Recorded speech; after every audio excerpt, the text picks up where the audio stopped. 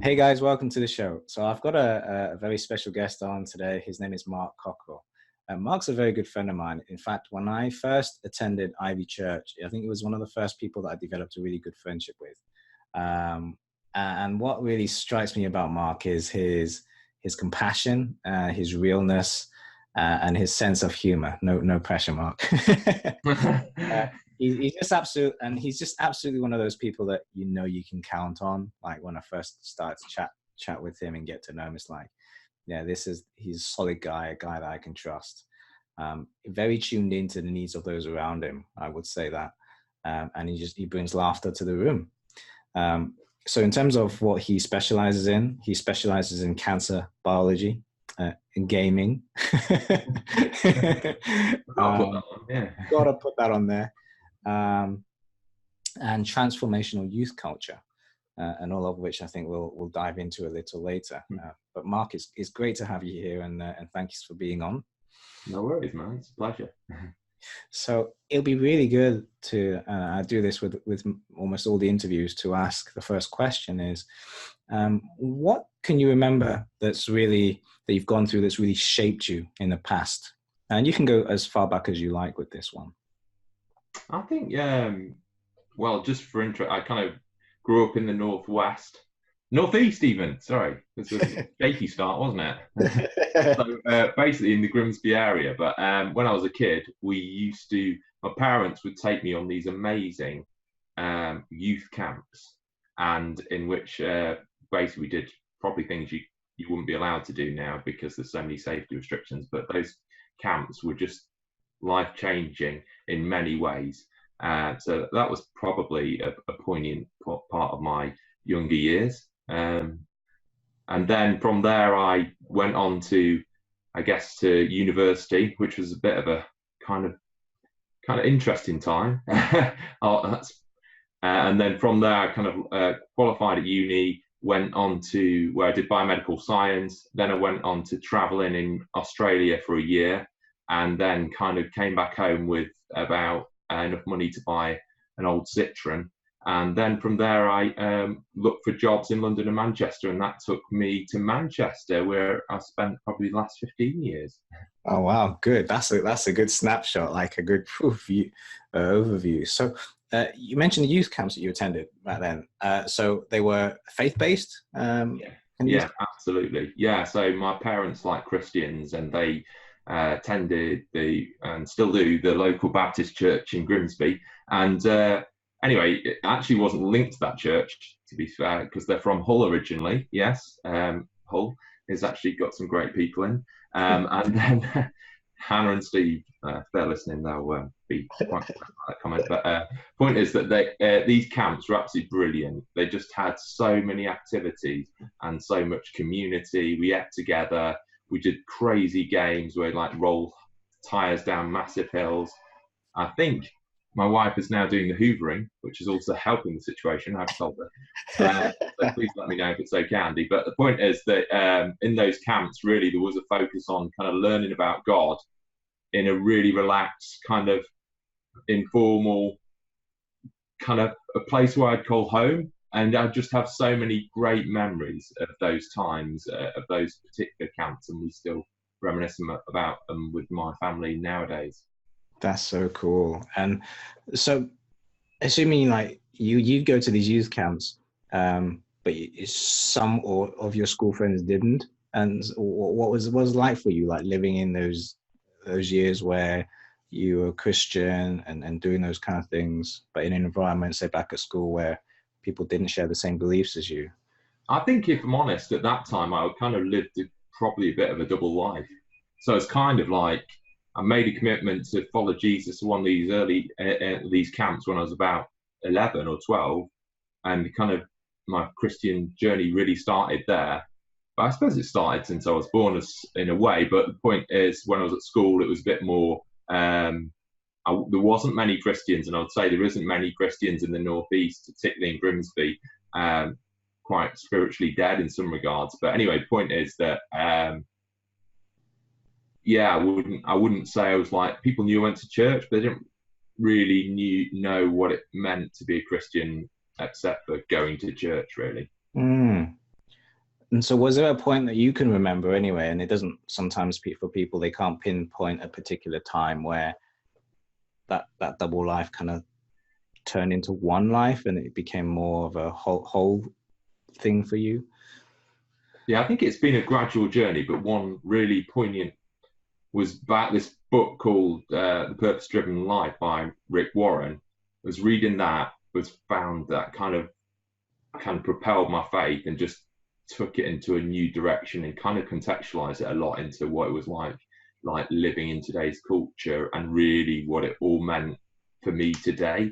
I think there was another point when I came back from Australia, as I mentioned, when I was traveling there, which was kind of cool, but if I'm honest, it was just hedonism. Like, I mean, I did enjoy it, but I kind of got a bit lost out there, just going, every day you wake up and people at home like, oh, that's brilliant. You wake up, you could choose between like going surfing or going on some quad bikes. And obviously that is great. You know, I'm not trying to say that, but you know, where does that actually, it is actually just about creating happiness for yourself and just continually about me. And actually, ultimately, that's quite kind of empty. So I think when I came back, with probably also not having much money and everyone else kind of moved on, that kind of just really went, right, what am I doing about this really? And also when I was out in Australia, I just kind of got hooked up in a really cool church there. And that was kind of like interesting that when I went out to Australia, it was kind of like one of my anchors that I went to. So actually kind of showed that root in me about faith and stuff was really important. So, yeah.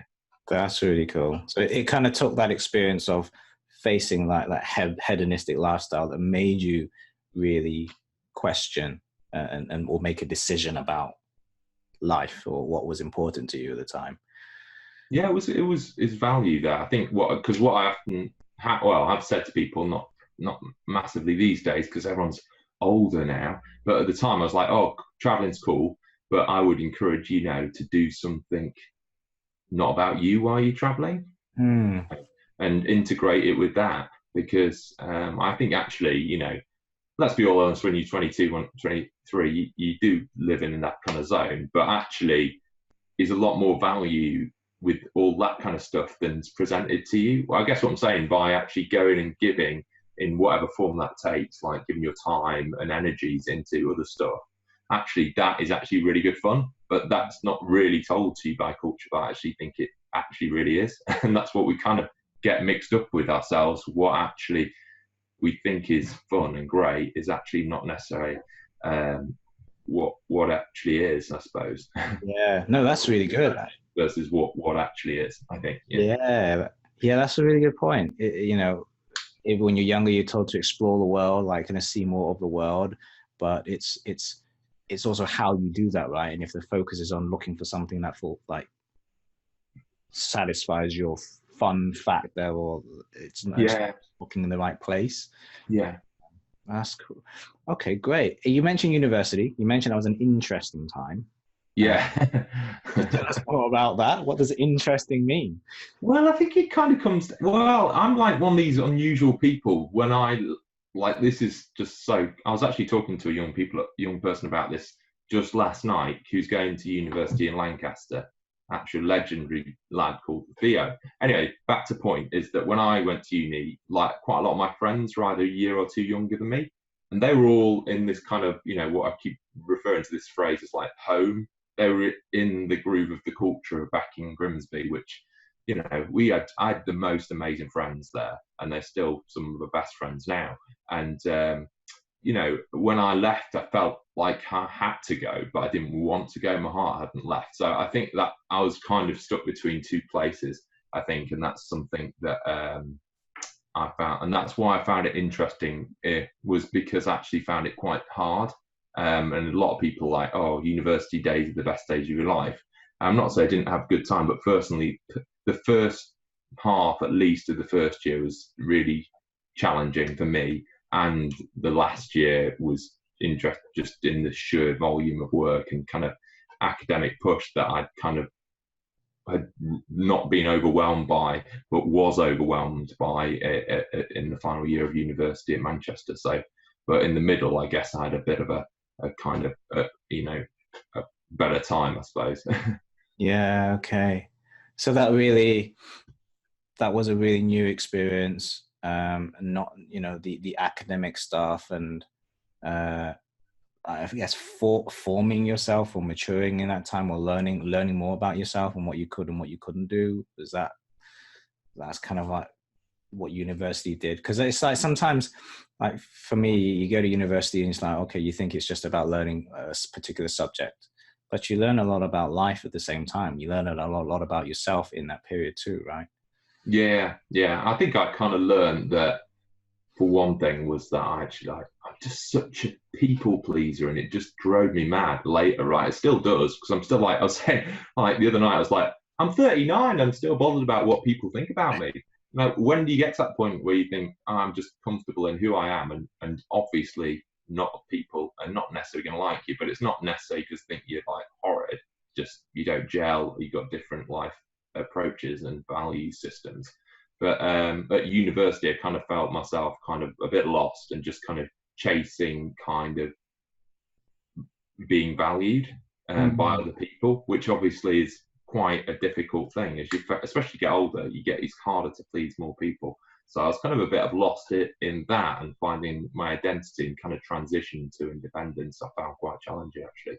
Sure. But I did make some great friends, and I'm always grateful, like really grateful for my parents to push me into there, and the opportunities, you know, that has presented myself. And actually, you know, and I end up back in Manchester, and it's, you know, I now feel it's many years been my home, and I'm, you know, I'm really grateful for my youth and the times we had. I'm so grateful that I did have that transition, but because obviously, again, just because there was some tough times there, doesn't mean it wasn't good for me, because it just helped me evolve or develop as a person and build skill sets, but more kind of views on life, different people, and understanding different people. Yeah. So then from there, you got your degree, and then you were job hunting. You mentioned you applied for jobs in London and Manchester. Well, this was after you went to Australia, wasn't it? Yeah. And then so you came back, and what was your degree in, Mark? So it's biomedical science. Okay. And that sounds pretty specific. I don't know how specific. How did you decide to pick that subject? Well, it's an interesting story, actually. It's a bit. Well, I was very into the X-Files, Andy. Were you into the X-Files when you were? Mulder and Scully, yes. Yeah, exactly, dude. So, you know, I was about to say Pamela Anderson, but it isn't. That's another story. That's another favourite song of mine, Baker theme tune. But point being is that no, I so, and obviously used to do a lot of autopsies on there, if you remember. Yes. That was great. So I basically started off when I went to university doing anatomical science, so very super niche. And then, like, I kind of had a revelation halfway through that, one, I couldn't do autopsies being anatomical science because you have to be a doctor. And then secondly, this was just, what am I going to do with this job? Like, I'm going to draw bits of dead body, which isn't going to, you know, not many people kind of hire for that kind of stuff. So anyway, so I then shifted when my year out where I worked at AstraZeneca. I then made a move to do something which is slightly more broad, which you say is quite narrow. It's actually a bit broader than anatomical science. Okay. So that's where the decision path. And I've always interested in the human body and how it works, basically. And that's been just the thing that's just been in me since I was like young. I used to watch these cartoons about like little people in the representing blood cells and stuff like that. And I remember watching that on Saturday mornings. And that's kind of I just always had interest in how my body works and stuff. But I didn't really want to be a doctor, so that's a whistle-stop tangential approach answer to your question, my friend. No, it's fascinating. It's fascinating, the things that inspire us, isn't it? So then that was, so AstraZeneca. Then you mentioned, so you were there, and what was your role there then, Mark? So that was a year out of uni. So that was a molecular toxicology. So it's looking, kind of assessing what tox related to kind of new compounds, like drug compounds, and you know how they affect you from a toxicity side. Okay. So then was your passion still there at that point? Because sometimes we pick a subject that we study because we're passionate about the subject, and then we find when we get into the working world, it can be quite different to what we thought it would be. What was that like for you? No, that's a good answer. Actually, I've forgotten. Not why would I be telling you everything? But I forgot to tell you that actually was when it came towards the end of uni. I was like, either go to the police force or work in science. And basically, I later realised it was a very good choice. But and that was kind of my passion about just helping people, and that's where the whole police thing coming out was, and just kind of working tough situation, challenge myself, but also just trying to help people in society to do better. But a bit of an ideology kind of thing in me. But with the science thing, it was a bit of a practical choice. It's kind of saying if I leave science, it'll be very hard to get back into it after for 2-3 years. But if I go into science, I don't enjoy that, then I can move into the police force later. So that was my choice actually.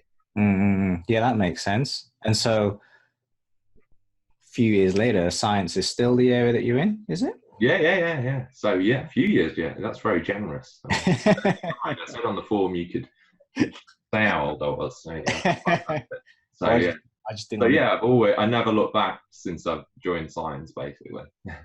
And how's that been for you then? Like, is that interest still there? Like, what is the interest now, or the focus for you as you study that subject? And presumably you've worked in different roles within that area.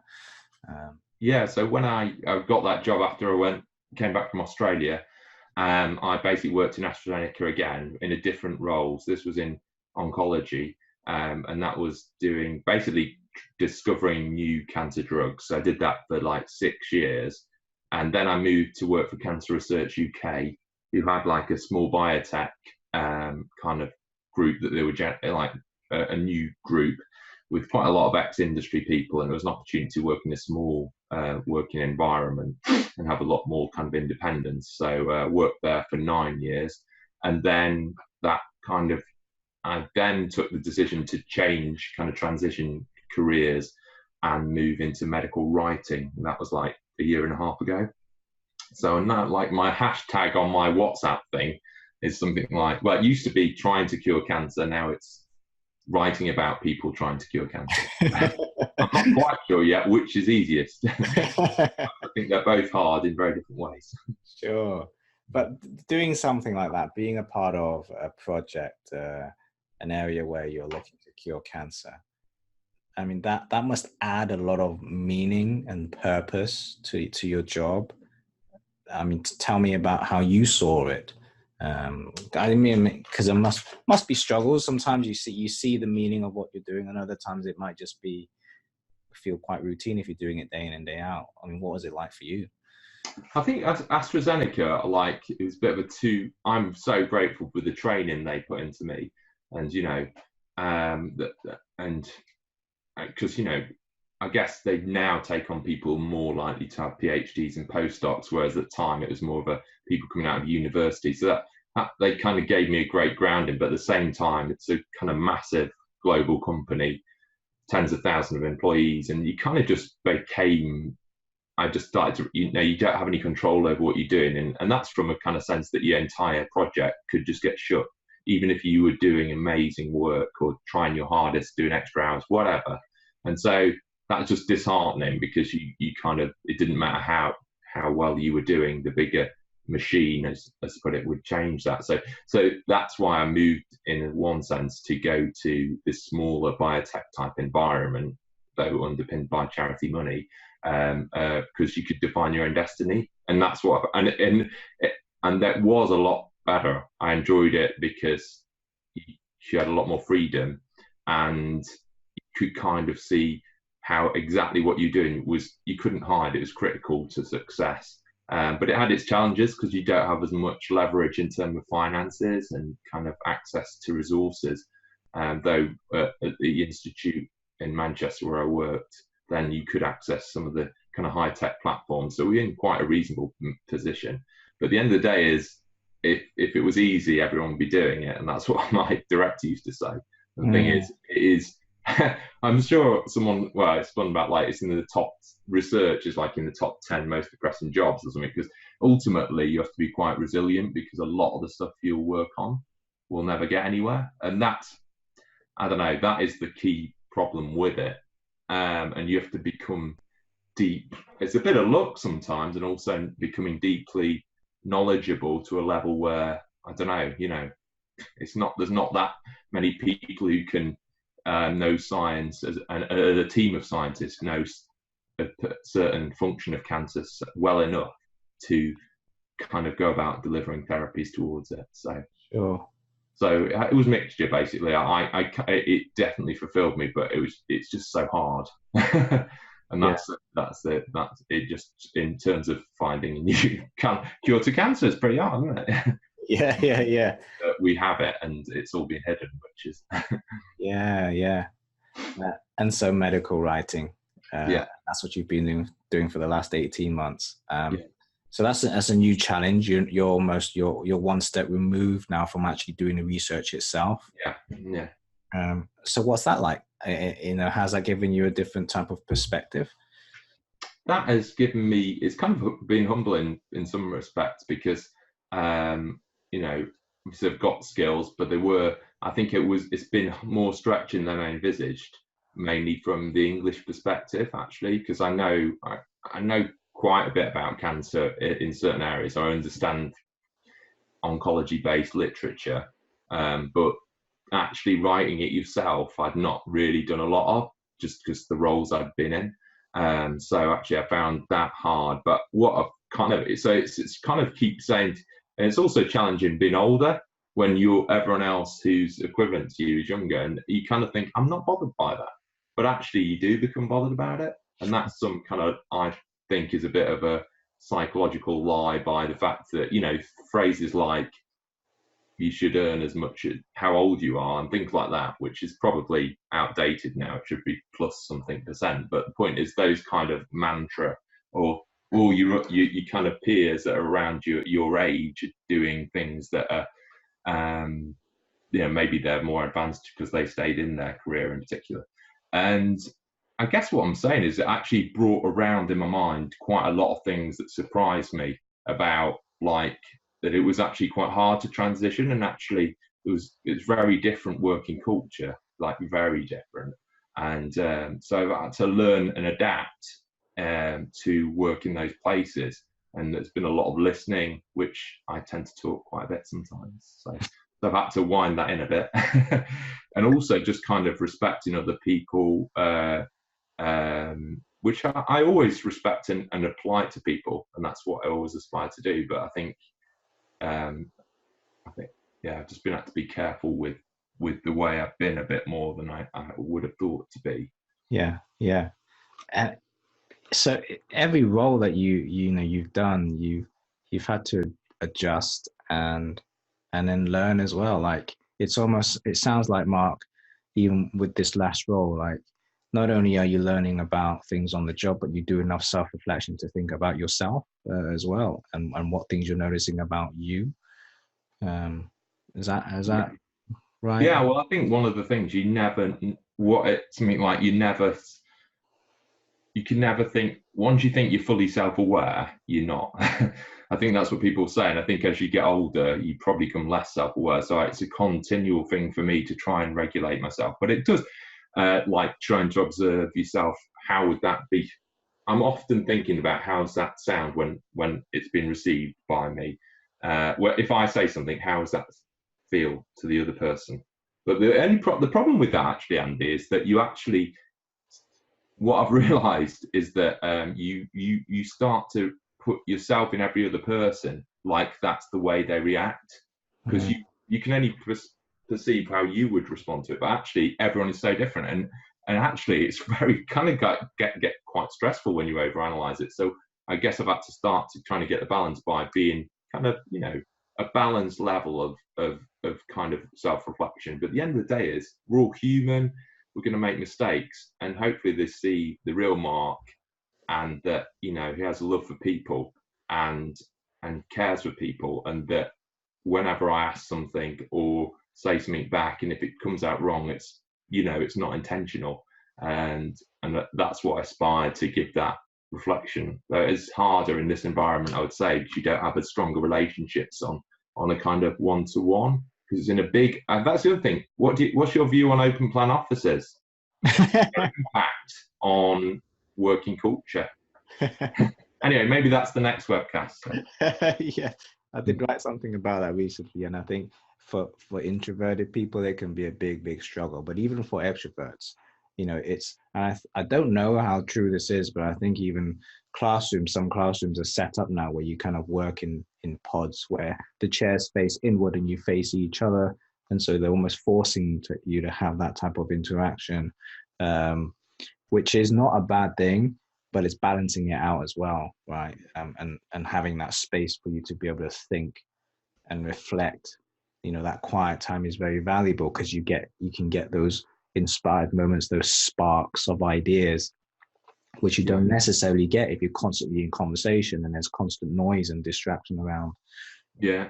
Is that what you found? Well, I just think, I guess when you open plan office and is the actual effect of it is actually kind of, I think that's the aim, is that it actually restricts conversation because you don't want to have conversations in a public environment. But I think that has a negative, this is just my own spin, that I think has a reduced impact on people feeling relaxed with each other from a team working perspective. So if they don't feel like because they always feel they can't fully relax and interact with their colleagues in a more informal way, I think that kind of degrades the team building element. So I think the answer is a bit of both, but obviously logistically that's unlikely to be achievable because you can't have two lots of desks, and you might do in certain companies, but two different spaces. But certainly in ours, space is a premium. So that's true. No, that's really true. And I want to pick up on the point you mentioned before, which I thought was really good. That as you try to anticipate people's responses, and this is what I love about you. As I mentioned, you're very attuned to the people around you, like that compassion, that empathy. But then recognizing that, well, actually, when is the anticipation? When does that end, and when does like projection begin? And you start kind of, recognizing actually that's me projecting myself into them. Absolutely. Just giving the space for them to be them, and their response might be completely different to how you imagine or how you predicted it would be. I think that's exactly what I said, wasn't it? Well, it wasn't, because you're better at saying it than me. No, that was exactly. But no, that is what I mean, because actually what you end up doing is projecting on someone, and I think tactics is if you've got the relationship with colleagues, is to try and say, oh, do you think that sounded like that? And I've been there recently, literally very recently, and said, I didn't sense that at all. So obviously you've got some kind of heightened sense of sensitivity in your kind of social radar, or whatever it's called. Yeah. And the point was like that you said you recognize that. So how do you go about figuring out what that line is, and what's the best way to deal with that? Hey. Hi, Kathy. That was my wife. She's called Kathy. She can talk. Just saying hello. Anyway. She wants. You can do her next time, Andy. Great. I'd love to have her on. Yeah. Sorry, say again, Andy. So that point, how do you draw that line? How do you address that? Like, at what point do you recognize you're trying to anticipate a response, and then that will help you with how you say something or communicate versus projecting? I suppose I'm repeating myself, because I think it is quite difficult to tease apart, and I think having someone as a secondary sounding board is a mechanism. And also, I suppose the other thing is, I would say, like, you kind of put myself, like, how are you stressed? Has someone said something, giving you some feedback which you found hard to take? So have you got stress at work? Have you got stress at home? Those compounding factors for me personally start to cloud that projection, because I kind of am not in a kind of clear mindset of what it is for other people. And then there is a kind of, you need to understand kind of what personalities your colleagues are. I mean, obviously in an ideal world, which I did do at my previous employment, is it Myers-Briggs? That I believe, it's been a while, but obviously you start to understand different personality types, and then you can go, oh my goodness, Yeah, obviously there is a bit of pigeonholing, but you do kind of get a sense, or person X have got respond in these ways. And actually, I found that exercise really good, and would encourage workplace to do that if they've got the resources to do that, because then it helps relationship, especially if you've got to work a lot together, because people are so different. You just can't understand how they work, but actually exploring that, because often most people are the good guys, hopefully, are wanting to do well in their work and for the company and for Yeah. themselves, whatever the driver is. But the end of the day is so hopefully that's true. So given that, then it's more often down to communication or lack of is what breaks down relationships in the workplace, I think. Yeah, no, that's great. That's great. I want to move on, Mark, because the other part that I mentioned at the beginning, the intro, was the passion for transforming youth culture. Yeah. Heavily involved in that, and maybe that's linked to your personal experience going to those youth camps, then being such a highlight of your life back then. Tell me about that and what you do now in terms of youth work. So youth work is great. I'm absolutely loving it at the moment, and there's lots of reasons why. So you have to rein me in. But at the moment, from a kind of what am I literally doing? So I kind of go to the same church as Andy. So I go to Ivy Church in Manchester, obviously brilliant church. But essentially, within that, I'm kind of a youth leader, and I kind of on a Monday night run a group which we call the Hub, but is essentially a kind of we meet in someone's house and do life together for the sixth formers. So it's 16 to 18, really. And what's so good about that for you? So why it's good for me actually is it is really good for me because basically what I find is that I guess it's my perspective a little bit on life at the moment that I'm going through is just that actually as adults, naturally we tend to kind of, I don't know, from my perspective, I sense that us as adults tend to go to comfortable and good lives, which sounds quite nice, doesn't it? But actually, I just kind of think we're deceiving ourselves that actually there's much more to life than just being good and comfortable. There's nothing wrong with being good and comfortable, but I just think there's more to it. And I think we're underdoing life by just thinking that that's winning. So anyway, so when I go on a Monday night, it refreshes my mind of what I was like when I was young, and actually the way they are about life and the thinking about the future is what I want to be today, not just accept that because I'm a bit older, I don't think like that anymore. So what they do is I would say they energize me and hopefully I pass on a little bit of wisdom to them. But they are, obviously they've got a lot to learn about life, but they're actually in a great way, not in putting lots of blockers into life. They're looking at opportunities and how they can seize them. I like that. That's really good. So what do you think changes then? Like, as you see that they energize you, and they're like the 16 to 18 and you're a few years older. How rude. What changes? What changes in us from that point? I do think, well, it's because I think this is what kind of going back to the hedonism thing, because I think, it's about, so what changes, I don't know for you, Andy, let's do a genuine question, is like, what gets you excited today and what got you excited when you were younger? And I assume the breadth of things that get you excited or engaged is less than it was when you were younger. That's what I find. But what is it about that? Is it because the things that the way in which you get excited or engaged or passionate about something is in the wrong things? And so did you get impassioned about climbing a mountain, which obviously I do and I still do, but what I'm saying is maybe if you climbed lots of them, then maybe that would disappear because it was about you. And maybe that the passions and things that get excited and things we're meant to live for is more about other people. Yes. And what you can give to them and actually in a weird old kind of, I guess you've got to be careful though if it isn't all about you, because it can cycle back to you.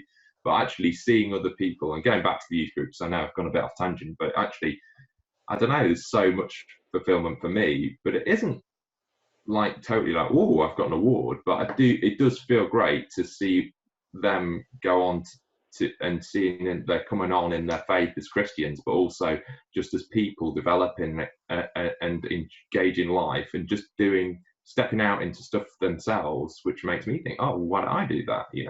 Because maybe you're listening, you're not a Christian or not, but they recently did a service at our church on their own, but they were playing instruments, leading worship, did a big talk, a talk at the front, and that, whether it's Christianity or us in a secular band, I guess being a part of kind of a catalyst for that, or being a part of just helping them do that was a real privilege, genuinely. And so, yeah.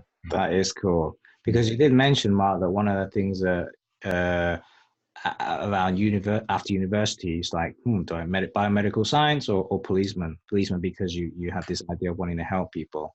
Yeah. And now it seems like that helping people part has maybe come out in the youth work that you're doing. Yeah, no, I think that's really true, actually, because I genuinely know that policing wasn't for me in the longer term. And I'm like, it was so like, wow, I made the right choice. Because like, weirdly, I'm a bit of a mix. Like, I can't remember where I was on Myers-Briggs, but I kind of got some clear extrovert characteristics, but some clear introvert ones as well. So at work, I do like kind of getting into the detail of science, but then I also kind of get energy off people and kind of engaging with people and getting excited about a common vision, a goal. So yeah, that's great. And we just met your lovely wife, and you've got 2 beautiful children as well. How is that balancing all of this? So the youth work, which is on top of your full-time job, and then being a father, being a husband. It's challenging. You have to keep reviewing it all the time. But I think there's quite a few things. One is, Kathy is awesome, but it's kind of having a wife that supports your visions and wants to. So she, because hopefully she'll get value out of seeing me kind of be happy. Not happy, kind of doing what impassions me. So she's really great on a Monday night, so she can look after the kids, and that allows me to go out. I think the other thing is it's an interesting one and it's back to careerism, and what is that all about, and how much, at what cost, and where I'm going from in this question, this point, Andy, is that you mentioned how do you fit it all in, and that is important, and you have to keep reviewing, because we all have the same hours in the day, but where we put them, and this is a bit where I do want to do well in my job, but actually I think I've got more passion for the youth work, and I do a really good job. Anyone who happens to watch this, obviously I do a really good job for Meditech Media. I do put a lot of energy in there. I don't mind doing an extra bit of time for them, because they've trained me, it's great. But what I'm saying is, where does that stop? Because I see many people's careers kind of completely consuming them, and the thing is, like, and even on like Spotify, don't you get this message say you can be in the MD of this, be anything you want to be?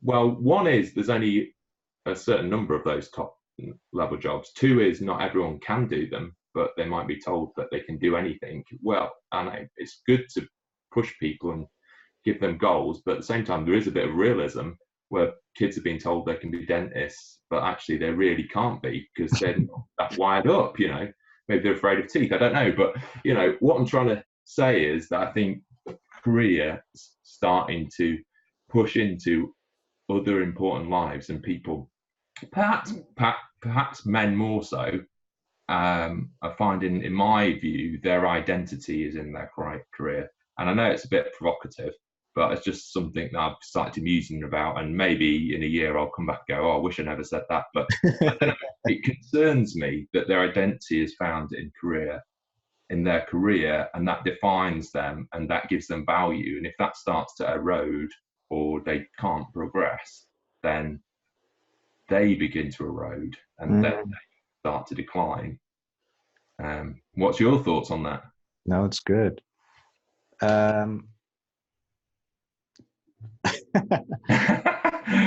Oh yes, this one's about me, isn't it, Andy? Yeah, I know. It's like, if it's about me, I'm allowed to ask you questions. Wasn't prepared for that. No, I think yeah, you're right. Well, I don't know how much of it is a leaning towards males. I think there is pressure, maybe societal pressure, peer pressure, that or wherever it's coming from, direct or indirect, to this particular image or to uphold, or a status to have.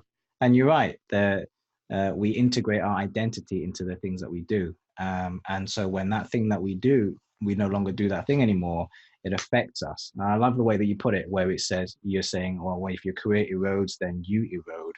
And that's really sad, to be honest. It's really sad that people feel that way. But it's also a reality. And I think that's what you're talking about. And, topic of mental health, for example, stress and pressures, and those kind of things, where we are not able to really fully express ourselves because we're busy trying to conform to a particular image or identity that we think we have to be.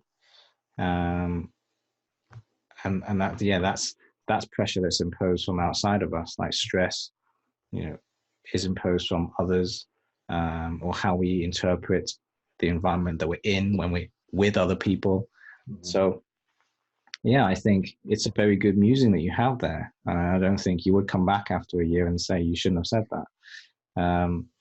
It's like, but with that issue, where does it go? What, how would you personally change the way you do things so that you don't end up in that trap? What do you think? Well, I think for me, I want to do well in my career, but it isn't certainly my be all and end all. And I guess maybe because like you say you're not driven, it sounds negative, but you are driven, but you're not like driven in perhaps the sense that I'm referring to, where, I guess it's just about balance. I know it sounds so cheesy, but it's just about balance. And, I'm repeating myself, but for me, it's about doing a good job and in work, but both beyond just doing your job, being a good, not necessarily a good person, but just kind of be a good influence on other people's behaviours, and just trying to see a workplace that is thriving in all elements, not just in the money. And then from that, it's kind of saying, I'm going to do extra and here and there, but actually it's kind of going, actually that's a component of my life. But actually, for me, I do get more excited about youth work, so maybe that is easy for me to do. But I suppose if you get more thing in your career, then you've got to go, actually, one day you'll just leave, and people, people just do forget you quite quickly. So actually, where's your value lie? And being a parent, I think what happens is, I do see some dads, because they feel like they've got to get the way they deliver for the family is money, but also giving their kids, because I want to get my kids in to swim when they're like half a month, which isn't wrong, and all these things are good. It's just like it gets a bit over the top, like they've got to go to every club to give them everything. I actually don't know really if we've kind of lost a sense of what parenting is.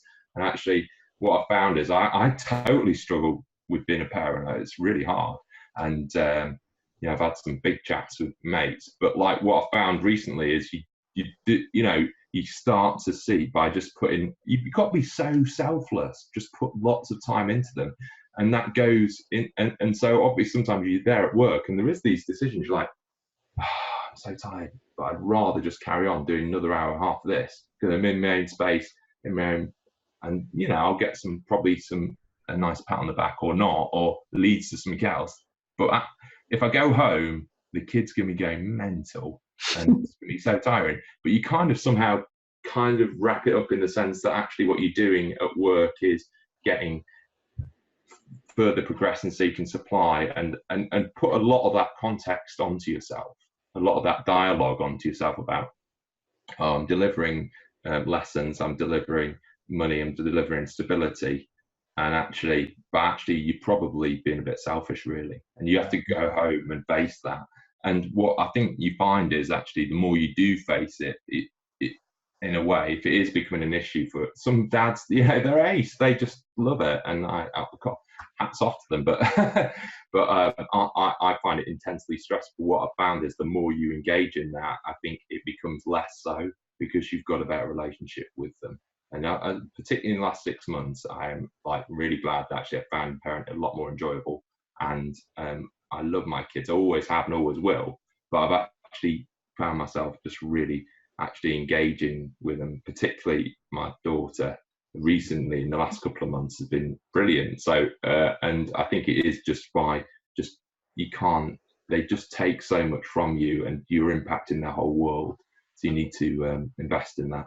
Yeah, that's super honest, Mark, and being able to highlight that, okay, you could perfectly justify your reason for spending extra time at work, but to be able to question yourself and to have that inner awareness to recognize and capture the motivation, the actual reason why you're doing it, is important, isn't it? Because then it's because a lot of the time from the surface, things look fine. Behavior look like you can perfectly explain it, you can perfectly justify it, but nobody else knows apart from, say, you and God, like, what's really the reason. Yeah. I think there's a lot of dads that struggle, and you have a lot of thoughts, which I think the other thing is weird, because it's a bit weird, because how honest do you be on the video like this? But I guess there's thoughts you have that I reckon a lot of people have, but you don't voice them. But actually, when you start to say them to a few close friends, and you begin to understand that it's not just you, actually, I don't think they become. I think what happens is, because blokes tend to less chat about these things, and it isn't easy to chat about, but they become mountains, and when they come out, they're almost immovable, and that can affect marriages and all sorts. But what I'm saying is that I think, it's not good to talk about them all the time, because it just becomes your everything. But what is good to find good, decent mates that actually you really trust, and you can have an honest dialogue about how parenting's going, and then through that you can actually begin to explore those really tough thoughts that have gone through your mind, because it's a thought, and you can cast that out in your mind, and you can. But you can also begin to address it and go, what's the root of that? And actually, I guess having the thought like that, you can kind of self-loathe over it, thinking, gee, that's a terrible thing to think. But actually what you can do by chatting, and for me, like praying about it and meeting up with Christians, it kind of helps resolve those and kind of actually conquer them, and then come out stronger, which is brilliant. Yeah, that's a really strong advice there. Just having a few people that you can use as a sounding board or support, and when you speak it out like that, as you said, one, realizing you're not doing it alone. So it's like in some ways it's like you're not that special, this problem is not that unique to you, like yeah. And then the second is that when you do speak out, as you said, you kind of reduce its hold on you, right? You reduce its power, as it were. Yeah, it is, but it is very hard to speak. If it depends what you're thinking about, but I'm trying not to get too deep. But what I'm saying is, it is repeating the same thing, but just taking that to a good friend, and having that dialogue as blokes is a really hard thing. Women are better at that, in my opinion. But I think just need to do it, and it's almost kind of saying, I'm going to do this because I want the best for my life and my family. It's not about me, so I'm just going to have to go through this. And that's good. I like that. Like finding that clear why gets you through the pain of admitting something or sharing something or being vulnerable, right? Finding that bigger one for you, that family, that you're not doing it for yourself. That's a really good way of looking at it. Yeah, well, that is another thing, kind of an extended thing, a bit of a different topic. What I found in life is, gee, that sounds so old, doesn't it? well, found in my life, but it isn't. But it's just another thing, and it's kind of so obvious, and you're kind of almost embarrassed to say it, like, but in a way, we're just having a chat, so who cares? But it's about feelings and how strong they can be for different people and how much they can influence people's decisions. And yet they're so fickle. And I guess what I'm going back there is like, you might not feel, you probably feel like you wouldn't want to talk about X, Y, and Z. But let's not just put the decision more logically and what it can achieve for you, even if it was really difficult to go through that process. And that's the thing, is like, and when I was growing up, we talked about like growing up, didn't we, and stuff like that. But one thing for me was actually that I'm quite emotional, and particularly when I was younger. I'm not as much now, but my choices were often influenced by how I felt, and that was just a roller coaster, man. And I've seen it in people's lives, in the last 5-10 years, people that are quite driven, choices are done by, and just my view is that you don't make choices on your feelings, that you make them for bigger reasons. Obviously I'm trying to follow Jesus and his ways and want to make choices that are in line with him, but whatever your moral code is, just kind of stick to making choices that are not based on your feeling and not done in the moment or when you're kind of under heightened stress. We talked about like maybe home stress things, because often you think you're making a logical decision, but you're actually not. And I've been there as well, kind of, because you're just so stressed, you need to wind it all down to make a logical choice over a few weeks or something. Yeah, that's good. Really great. Thank you, Mark. I've got one last question for you. Oh, right. How do you intend to increase your impact going forward? Oh gosh, that's a massive question, Andy. I don't know if that was on the list, was it? How do I think it is. I think what I would say to that is something that I was talking to people about literally 2 nights ago, was meeting up with other youth leaders from our church. And it was really basically saying, we're not, this is the extreme version. You sometimes as a youth helper or leader can see yourself as a bit of a babysitter or just someone sits on a rota. But actually, I like to think I'm not in that position, but, I think how passionate are you about what impassions you, and how much can that expand? And for me, I'm obviously passionate about young people and trying to help them walk their life in the most productive, most valuable way for them and for the world, and to do that, it is investing more than just 2-hour slots, and it's investing in their life across the week, mentoring them, meeting them wherever they're at, with whatever they're at, in the appropriate way, obviously. And that's what I think is how I will increase my impact. Perfect. Well, thank you. I really enjoyed that, and just hearing some of the things that you went through, how you process, how you think, really insightful actually, and some really thank you for sharing some really good value in there. Thanks for sharing your story. Well, thanks for having me on the channel, Andy. That's great. Take care, Mark, and I'll see you soon. Right, take care. Bye.